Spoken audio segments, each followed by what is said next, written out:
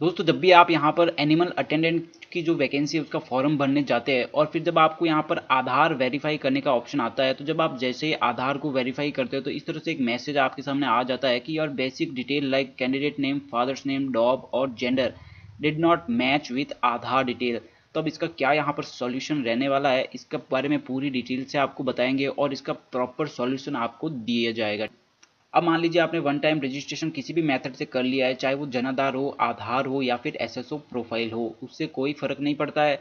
अगर आपके one time registration में ये चार डिटेल यानी candidate name, father name, date of birth और जेंडर, ये चारों डिटेल अगर आधार कार्ड से मैच होती है तो आपको यहाँ पर तकलीफ नहीं आएगी। जैसे नॉर्मली यहाँ पर जो जनाधार के कैंडिडेट है और जो एसएसओ प्रोफाइल के कैंडिडेट है उनको ही यहाँ पर आधार कार्ड वेरीफाई करने का ऑप्शन आता है। जिन्होंने भी अपना वन टाइम रजिस्ट्रेशन आधार कार्ड से किया है उनको यहाँ पर वेरीफाई करने की कोई ज़रूरत नहीं, उनका ऑटो वेरीफाई होता है। तो अब मान लीजिए आपके सामने भी यहाँ पर वन टाइम रजिस्ट्रेशन करने के बाद जब आप फॉर्म फिल करने जाते हो तो आपको वेरीफाई आधार का ऑप्शन आता है, तो आपको क्या प्रोसेस यहाँ पर रहने वाला है।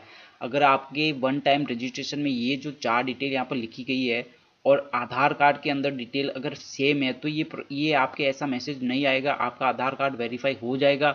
लेकिन अगर सेम नहीं है तो आपको अपना आधार कार्ड में डिटेल अपडेट करवानी पड़ेगी और उसके बाद ये वेरीफाई होगा। अब यहाँ पर देखो, candidate name, date of birth और जेंडर तो आपको जल्दी से पहचान में आ जाएगा कि भाई हाँ हमारा वन टाइम रजिस्ट्रेशन में अलग है और आधार कार्ड में अलग है। अब यहाँ पर बात करते हैं फादर्स नेम की। तो अब आप यहाँ पर एक एग्जाम्पल के जरिए आप देख सकते हो कि फादर नेम का यहाँ पर क्या सिस्टम रहता है। अगर आपके आधार कार्ड में पीछे ऐसे लिखा हुआ है फादर नेम, यानी ये जो आप यहाँ पर देख सकते हो इस तरह से अगर फादर नेम लिखा है तो आप समझ लीजिए कि आपका फादर नेम सही है, ठीक है। अगर आपके इस तरह से फादर नेम लिखा गया है, जैसे यहाँ पर सन ऑफ के बाद में डॉट लगा हुआ है, तो अब आप जब फॉर्म में आधार वेरीफाई करने जाओगे तो वो ये वाला आपका पूरा नाम उठा लेगा, यानी ये डॉट भी साथ में उठा लेगा। तो और वो सोचेगा कि आपके वन टाइम में तो जय कुमार लिखा है और आपके आधार कार्ड में यहाँ पर डॉट जय कुमार लिखा है, तो फिर वो सेम मैसेज आपको दिखाई देगा कि आधार की डिटेल यहाँ पर मैच नहीं करी है। इसी प्रकार कॉमा लगा है तो भी ये पूरा ऐसे उठा लेगा। तो यहाँ पर भी ये सेम प्रॉब्लम आएगी। अगर सिर्फ सन ऑफ आगे ऐसे लिखा हुआ है तो ये डायरेक्ट क्या करेगा, ये सिर्फ जय कुमार को उठाएगा, ये सन ऑफ नहीं उठाएगा। अब देखिए एक और एग्जांपल देता हूँ। मान लीजिए कि कोई लड़की यहाँ पर फॉर्म भरती है और वो उसका फिर होगा वाइफ ऑफ, ठीक है, वाइफ ऑफ जय कुमार होगा।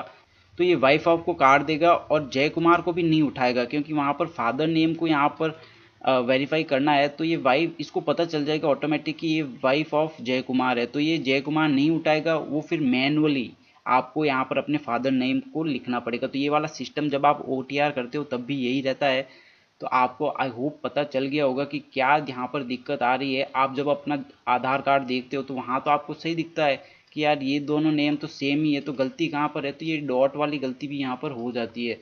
तो आपको जब भी आधार कार्ड आपको अपडेट करवाना है तो इस प्रकार से आपको इस फॉर्मेट के अंदर आपको अपना नाम लिखवाना है, ठीक है।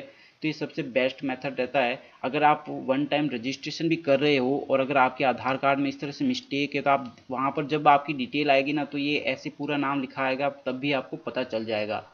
वैसे आप जब भी वन टाइम रजिस्ट्रेशन करें पहले एक बार अपनी सारी डिटेल देख ले, उसके बाद ही जो नीचे वेरीफाई OTR का बटन होता है उस पर क्लिक करना चाहिए, उससे पहले क्लिक नहीं करना चाहिए।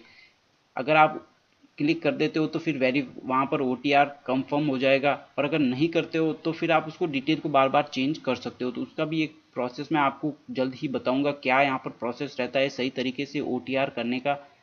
तो आई होप ये आधार कार्ड नॉट वेरीफाई वाली प्रॉब्लम इससे काफ़ी हद तक सॉल्यूशन यहाँ पर हो जाएगा। सिंपली अपने आधार कार्ड की डिटेल और OTR की डिटेल को सेम करना है, तो आपके आधार डिड नॉट वेरीफाई वाला जो प्रॉब्लम है वो सॉल्व हो जाएगा।